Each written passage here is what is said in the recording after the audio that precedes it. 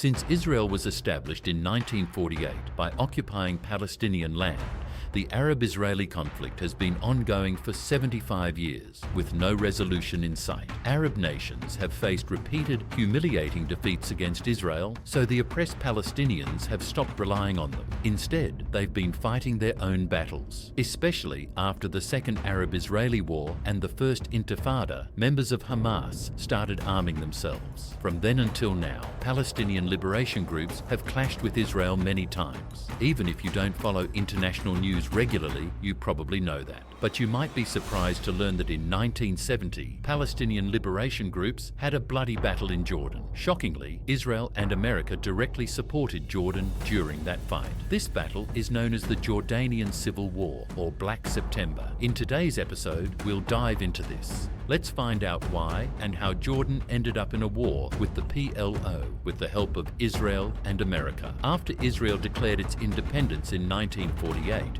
it started forcibly taking Palestinian land and resources beyond the UN's designated borders. Nearby Arab countries protested and declared war on Israel. The aim was to free parts of Palestine and Jerusalem from Israeli control and unite them with Jordan. But after taking control of Gaza and the West Bank, Jordan's King Abdullah was quite happy with the situation. In 1950, he passed a law giving citizenship to West Bank Palestinians. On the surface, it seemed like a noble act, but there was a lot of politics behind it. Regular Palestinians, though, wanted something else. Instead of becoming Jordanian citizens, they wanted help from Arab nations to reclaim their ancestral land. But after the war, it became clear that Israel had emerged stronger, and Palestinians ended up in refugee camps in neighboring Arab countries. King Abdullah of Jordan was also always seen with suspicion because he was the son of Sharif Hussein, who had betrayed the Ottoman Empire during World War I. King Abdullah himself was loyal to the West and had secret ambitions of building an empire with the help of Iraq and Syria. So even though Palestinians got Jordanian citizenship, they weren't happy. In 1951, King Abdullah was assassinated. His son took over, but had to step down the following year due to illness. Then, King Hussein ascended to the throne, and relations with Palestinians grew even more strained. Over the years, more wars broke out with Israel, like the one in 1956. Meanwhile, Egypt's President Gamal Abdel Nasser became a hero among Palestinians, especially in the West Bank. This made King Hussein uneasy, as Nasser's rising popularity posed a threat to his leadership. The Arab leaders all secretly wanted to be seen as the main leader of the Arab world, so they couldn't stand each other's growing influence. Palestinians started realizing that waiting for Arab leaders wouldn't help. They needed to fight their own battles.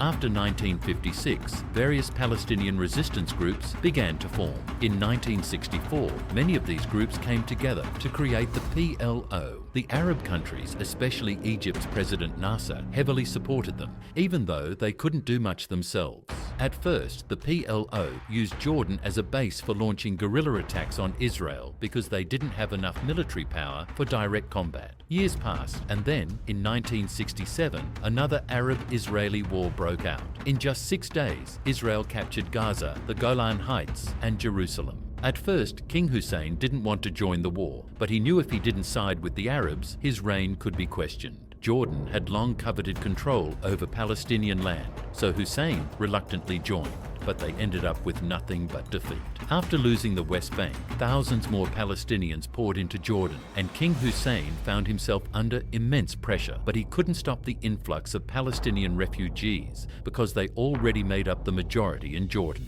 After the 1967 war, Arab leaders placed all their hopes on the PLO and started supplying them with more weapons. However, they wanted to ensure the PLO didn't use their land to launch attacks on Israel. Jordan didn't have the power to prevent the PLO from using its land for attacks. Unlike Egypt, the PLO kept attacking Israel, and Israel retaliated by targeting their bases in Jordan. King Hussein thought Israel's attacks would solve his PLO problem, but when Israel sent a massive army, Hussein realized the situation could spiral out of control. If they failed to resist, Israel could move further into Jordanian territory, so Jordan's military joined forces with the PLO, and together they managed to drive the Israelis back. After this, Yasser Arafat's popularity soared. King Hussein started seeing the PLO as a real threat. Although he couldn't simply remove them overnight, their growing power made them almost like an unofficial government in Jordan. They set up checkpoints and ran things their own way, and some even began planning to overthrow King Hussein and install Arafat. Leftist groups were openly threatening to oust the king, though Arafat himself didn't go that far. But the leftists were out of control and things got chaotic. At one point, someone even tried to assassinate King Hussein, but he didn't take serious action then.